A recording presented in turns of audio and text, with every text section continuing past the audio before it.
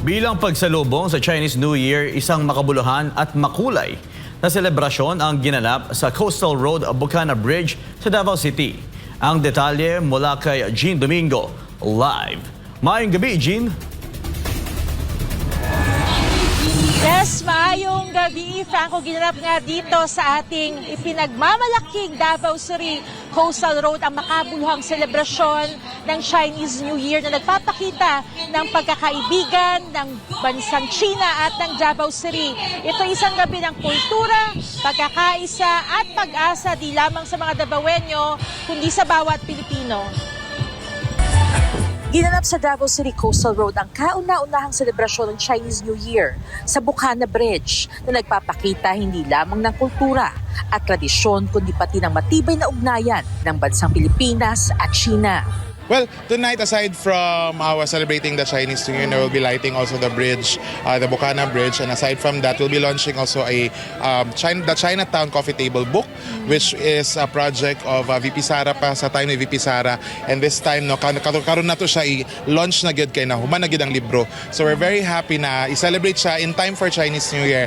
And also, aside na, dagantag mga dances from our schools, Chinese schools here in Davao City na reflecting the talented Davaoenos no na adere. So dagan siya activities this evening and happy kayo mi because we're not just here to celebrate the Chinese New Year, but we are here also to really strengthen our bond with the Chinese community as well. Aside from the Chinese community, we also invited other consul generals pod no or other consulates pod kay really want to strengthen our relationship with all, not just for China or Chinese friends, but also other nationalities pod. And kani siya first lang ni siya mag steps lang kaya napod may mga ongoing pod na mga partnership with Korea, with Japan as well. So kana dagan tag gina-strengthen kay like what I said kanina pod na ginaano na to ang atong relationship with all, not just Chinese but also other nationalities. Dumalo si Davao City Mayor Sebastian Duterte at mga representante ng Consulate o Chinese Embassy kasama ang daang-daang Davaoenyo at Chinese community sa gabi ng makulay na selebrasyon.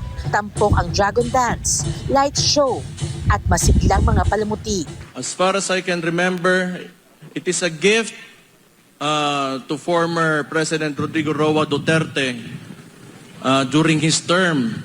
Regalo ni sa China siya ang birthday ko, no? That is how they packaged it, but ultimately it is for the Davaoenos. So swerte ta nga tagaan ta, kinanglan mapasalamaton ta, and we have to remember that China is a friend. They are neighbors. Bilang pagsalubong sa tinaguriang Year of the Horse, maaga pa lang ay nakahanda na ang pagdadausa sa Davao Coastal Road para sa selebrasyon ng Chinese New Year. Handa na ang entablado at tent sa buong lane ng Coastal Road Bocana Bridge at striktong traffic scheme naman ang ipinapatupad simula alas 2 hanggang alas 9 ng gabi. Ilan sa mga highlights ng pagtitipon ang pag-ilaw ng Bocana Bridge kasabay ng launching ng coffee table book at cultural performances.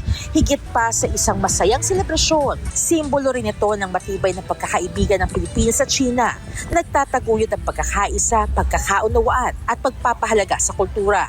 Ipinahayag naman ng mga dumalo ang kalangtuwa at karangalan na maging bahagi ng kauna-unahang pagdiriwang sa ipinagmamalaking Davao Coastal Road at binigyan din nila kung paano pinapalakas na mga ganitong pagtitipon ang komunidad at pinapakita ang makulay na pagkakaiba ng kultura sa Davao City.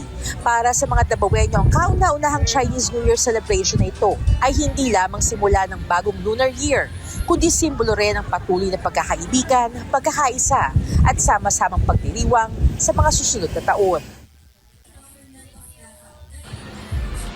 Kung hey, Fat Choy, Franco, yan ang pinakahuling ulat mula dito sa Davao City para sa Diyos. At sa Pilipinas kong mahal, ako si Jean Domingo, balik sa'yo, Franco. Daghan salamat, Jean Domingo, sa iyong live report.